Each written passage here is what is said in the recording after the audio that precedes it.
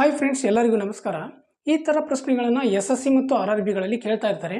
ಈ ಥರ ಪ್ರಶ್ನೆಯನ್ನು ನಾವು ಈಸಿಯಾಗಿ ಯಾವ ಥರ ಬಿಡಿಸೋದು ಅಂತ ಇವತ್ತು ನಾನು ನಿಮ್ಗೆ ಹೇಳ್ಕೊಡ್ತೀನಿ. ಬನ್ನಿ ನೋಡೋಣ. ಪ್ರಶ್ನೆ ಏನಿದೆ, 5 ಸತತ ಸಂಖ್ಯೆಗಳ ಸರಾಸರಿಯು 19 ಆದರೆ ಆ 5 ಸಂಖ್ಯೆಗಳಲ್ಲಿ ದೊಡ್ಡ ಸಂಖ್ಯೆಯನ್ನು ಕಂಡುಹಿಡಿಯಿರಿ ಅಂತ ಕೇಳಿದ್ದಾರೆ.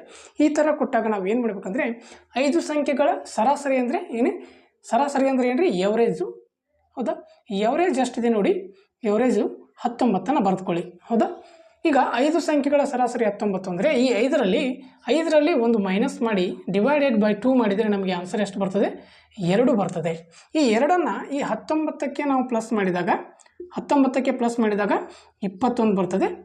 19ಕ್ಕೆ ಇದೇ 2ನ್ನು ಮೈನಸ್ ಮಾಡಿದರೆ 17 ಬರ್ತದೆ. ಹೌದಾ? ಇಲ್ಲಿ ಪ್ಲಸ್ ಮಾಡಿದಾಗ ಬರುವಂಥ ಸಂಖ್ಯೆಯು ಏನಾಗಿರ್ತದೆ? ಈ 5 ಸಂಖ್ಯೆಗಳಲ್ಲಿ ಇದೇ ದೊಡ್ಡ ಸಂಖ್ಯೆ ಆಗಿರ್ತದೆ. ಹೌದಾ? ಮೈನಸ್ ಮಾಡಿದಾಗ ಬಂದಂಥ ಸಂಖ್ಯೆಯು ಏನಾಗಿರ್ತದೆ? ಈ 5 ಸಂಖ್ಯೆಗಳಲ್ಲಿ ಇದು ಚಿಕ್ಕ ಸಂಖ್ಯೆ ಆಗಿರ್ತದೆ. ಸೊ ಹಾಗಾಗಿ ನಮಗೆ ಕೇಳಿರುವಂಥದ್ದು ದೊಡ್ಡ ಸಂಖ್ಯೆಯನ್ನು ಕೇಳಿದ್ದಾರೆ. ಸೊ 21 ಎನ್ನುವುದು option A is right answer ಆಗ್ತದೆ. ಇದು ದೊಡ್ಡ ಸಂಖ್ಯೆ ಆಗ್ತದೆ. ಹೌದಾ? ಈ ಥರ ಟ್ರಿಕ್ಗಳಿಗಾಗಿ ನಮ್ಮ ಇನ್ಸ್ಟಾಗ್ರಾಮ್ ಮತ್ತು ಯೂಟ್ಯೂಬ್ ಚಾನಲನ್ನು ನೀವು ಫಾಲೋ ಮಾಡಿ. Thank you.